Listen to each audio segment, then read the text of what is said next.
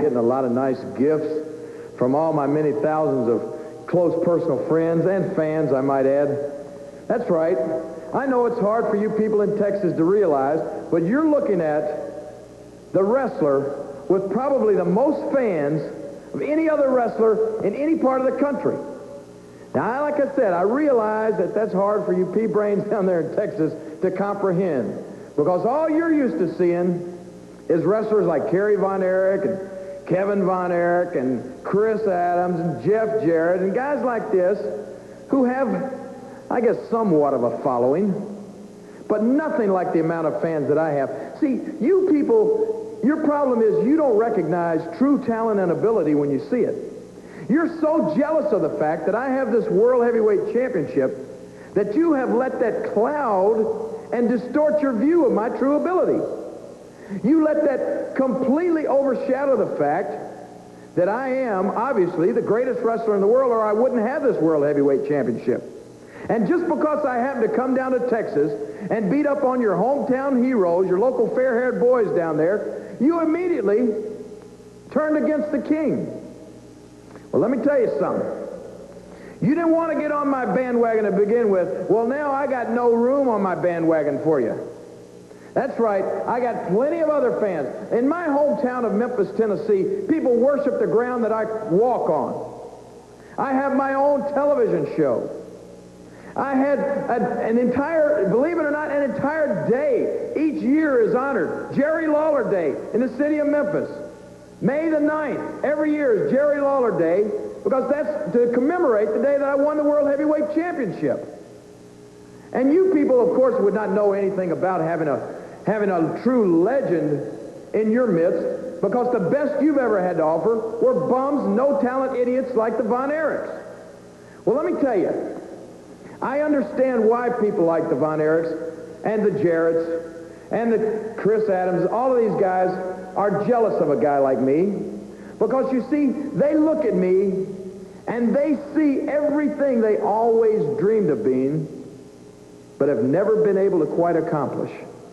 They would love to run in the circles that the king runs in. They would love to have this big World Heavyweight Championship belt around their waist, and they would love to be able to have their own television show, and they would love to be able to pal around with the people that I pal around with. And just to illustrate what I'm talking about, in just a couple of minutes, I'm going to show you a little clip from my own television show, the Jerry Lawler Show, which is on the highest-rated station in Memphis, Tennessee, and it is, by the way, the highest-rated television show in Memphis. I'm going to show you a little clip of a good friend of mine that I had on the show the other day, two true legends in professional sports, just standing around kind of shooting the breeze. And you'll see when you see me talking to this man why people like Von Erich and Jarrett and Chris Adams are jealous of me. But you see, myself at this time of the year, I can't hold a grudge. I can't let that cloud my heart like it has yours, because I'm so filled with the spirit of Christmas and the spirit of goodness that I forgive all of these wrestlers for the jealousy that they show towards me.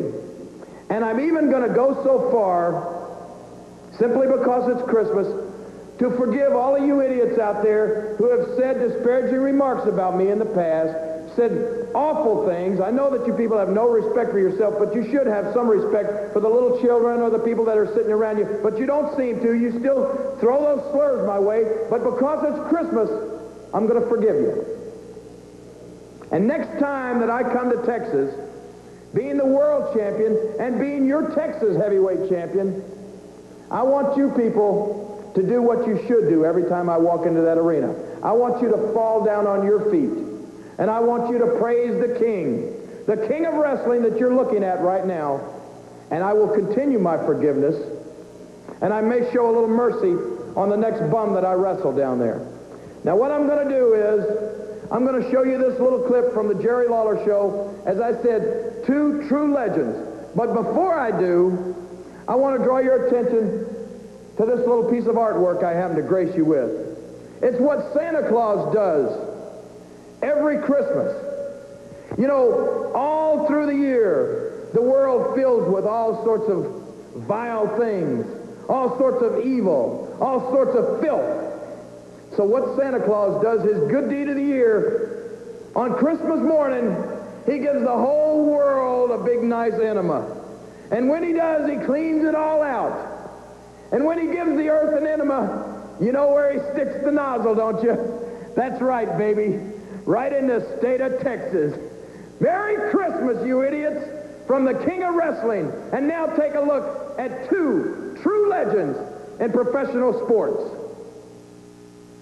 Okay, I guess everybody in Memphis realizes we've had a lot of great athletes on the Jerry Lawler Show in the past, but none as great as the greatest, right here, standing with, of all time, the champ, Muhammad Ali. Pleasure to have you here.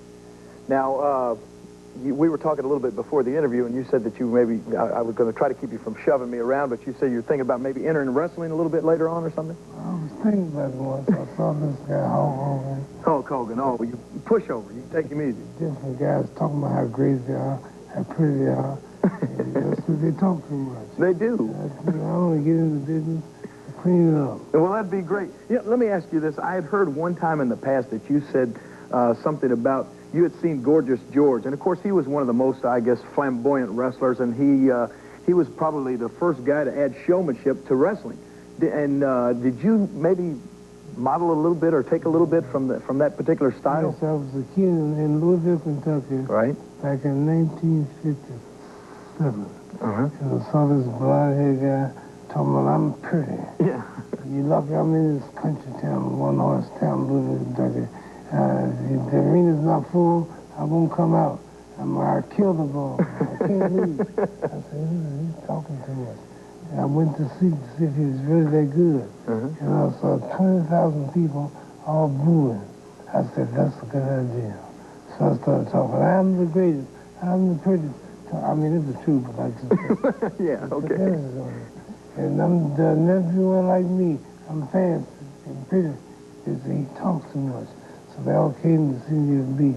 And that's how I felt at the house. Well, it was certainly great. But the bad thing, I guess that made the people mad at you. But then after a while, when you kept backing up what you said, then they started respecting you, right? You're not as dumb as you look. I know.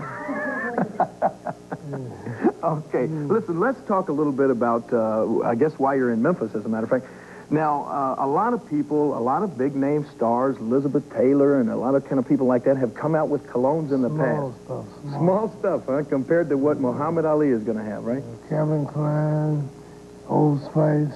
Yeah. I'm challenging all of them now. They don't stand a chance. I'm wiping them all off the market. As soon as you run my cologne, you leave them alone. All right. Now, you know what? You mentioned Elizabeth Taylor, Calvin Klein, all those, Old Spice.